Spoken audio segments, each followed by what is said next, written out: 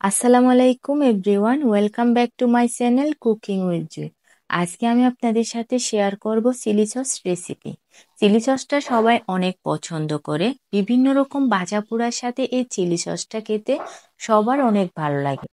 Chilli sauce কিভাবে আপনারা বাসায় অল্প খরচে অল্প সময়ে তৈরি করতে পারবেন সেই রেসিপিটি আমি আজকে আপনাদের সাথে শেয়ার করছি।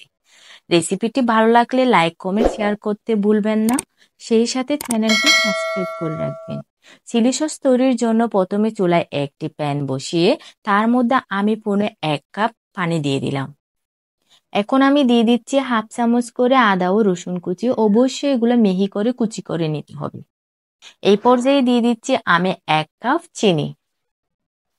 আমি ব্রাউন কালারের চিনিটা ইউজ করছি, আপনারা চাইলে সেখানে সাদা চিনিটা ইউজ করতে পারবেন। এই পর্যায়ে একটা চামচের সাহায্যে নেড়েচেড়ে উপকরণগুলো মিশিয়ে নেব। এখন দিয়ে দিচ্ছি আমি স্বাদ মতো লবণ, আপনারা আপনাদের স্বাদ মতো লবণ দিয়ে দিবেন। উপকরণ দেওয়ার ফলে পানিতে যখন ব্লব চলে আসবে তখন আমি দিয়ে দিব ভিনেগার। আমি এখানে 3 টেবিল চামচ ভিনেগার নিয়েছি। দেখতে পাচ্ছেন আমি হোয়াইট ভিনেগারটা ইউজ করতেছি, আপনারাও এটা ইউজ করবেন। ভিনেগারটা দেওয়ার পরে পানিতে ভালোভাবে ব্লব আসা পর্যন্ত আমাদের জাল করে নিতে হবে। দেখতে পাচ্ছেন আমার হালকা হালকা বলক চলে আসতেছে। এই পর্যায়ে আমার একটা চামচের সাহায্যে ভালোভাবে নেড়ে নিতে হবে। আপনারা যদি একদম দোকানের মতো পারফেক্ট চিলি সস বানাতে চান, আমার রেসিপিটি সম্পূর্ণ দেখার অনুরোধ রইল। যখন আমার পানিগুলো সম্পূর্ণ ফুটে উঠবে তখন আমি এই পর্যায়ে দিয়ে দিব 2 টেবিল চামচ চিলি ফ্লেক্স। আপনাদের হাতের কাছে যদি চিলি ফ্লেক্সটা না থাকে তাহলে আপনারা কয়েকটা শুকনো মরিচ ভেজে হাত দিয়ে কষলে তারপরে দিয়ে দিতে পারবেন। চিলি ফ্লেক্সটা দেওয়ার পরে আমি এখানে আরো অ্যাড করব 2 টেবিল চামচ টমেটো সস।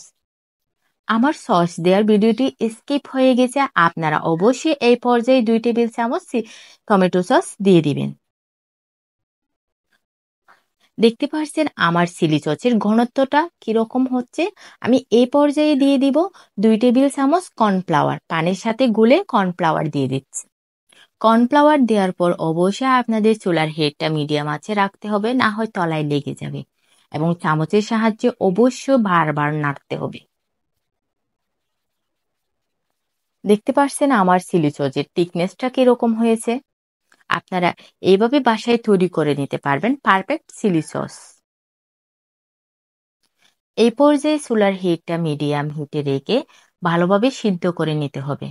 দেখতে পাচ্ছেন আমার সসটা রেডি হয়ে গেছে। এখন আমি এটা চুলা থেকে নামিয়ে ঠান্ডা করে প্রিজার্ভ করে রেখে দেব। আপনারা ফ্রিজে এটা 2 থেকে 3 মাস সংরক্ষণ করে রাখতে পারবেন। আমি আপনাদেরকে একটা বাটির মধ্যে ঢেলে দেখাচ্ছি আমার সসের থিকনেসটা কিরকম হয়েছে। স্বাস্থ্যকরভাবে যদি আপনারা বাসায় তৈরি করে নিতে পারেন তাহলে দোকান থেকে কেনার কি দরকার। এখানে আপনার টাকাও বাঁচলো, আবার স্বাস্থ্য সচেতন হলে।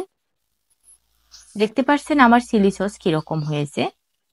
এই সসটি আপনার নামি দামি ব্র্যান্ডের সসকেও হার মানাবে।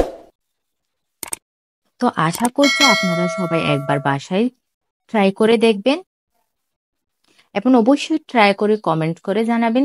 যারা একদম নতুন তারাও আমার রেসিপিটি ফলো করে একদম পারফেক্টভাবে চিলি সসটা বানিয়ে নিতে পারবেন।